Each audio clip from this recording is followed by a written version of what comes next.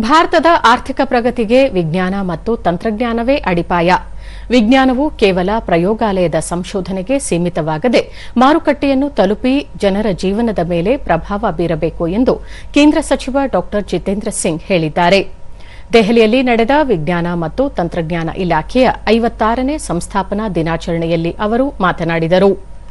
ಕಳೆದ 10 ವರ್ಷಗಳಲ್ಲಿ ಭಾರತದ ನವೋದ್ಯಮಗಳ ಸಂಖ್ಯೆಯಲ್ಲಿ ಭಾರೀ ಏರಿಕೆ ಕಂಡಿದೆ. 10 ವರ್ಷಗಳ ಹಿಂದೆ ಕೇವಲ 100ರಷ್ಟಿದ್ದ ನವೋದ್ಯಮಗಳು ಇಂದು 2 ಲಕ್ಷಕ್ಕೂ ಅಧಿಕ ಸಂಖ್ಯೆಗೆ ಬೆಳೆದಿವೆ. ಇದು ದೇಶದ ನಾವೀನ್ಯತೆಗೆ ಸಾಕ್ಷಿಯಾಗಿದೆ. ಬಾಹ್ಯಾಕಾಶ ಮತ್ತು ಪರಮಾಣು ಶಕ್ತಿಯಂತಹ ಕ್ಷೇತ್ರಗಳನ್ನು ಖಾಸಗಿ ಕಂಪನಿಗಳಿಗೆ ಮುಕ್ತಗೊಳಿಸಲಾಗಿದೆ. ಇದರಿಂದಾಗಿ ಉಪಗ್ರಹ ತಂತ್ರಜ್ಞಾನ ಸೇರಿದಂತೆ ಹಲವು ಕ್ಷೇತ್ರಗಳಲ್ಲಿ ಹೊಸ ಸಂಶೋಧನೆಗಳು ಮತ್ತು ಉದ್ಯೋಗಾವಕಾಶಗಳು ಸೃಷ್ಟಿಯಾಗಿವೆ ಎಂದು ತಿಳಿಸಿದರು. ಸರ್ಕಾರ, ಶಿಕ್ಷಣ ಸಂಸ್ಥೆಗಳು ಮತ್ತು ಕೈಗಾರಿಕೆಗಳು ಒಟ್ಟಾಗಿ ಕೆಲಸ ಮಾಡಿದಾಗ ಮಾತ್ರ ದೇಶ ಅಭಿವೃದ್ಧಿ ಹೊಂದಲು ಸಾಧ್ಯ.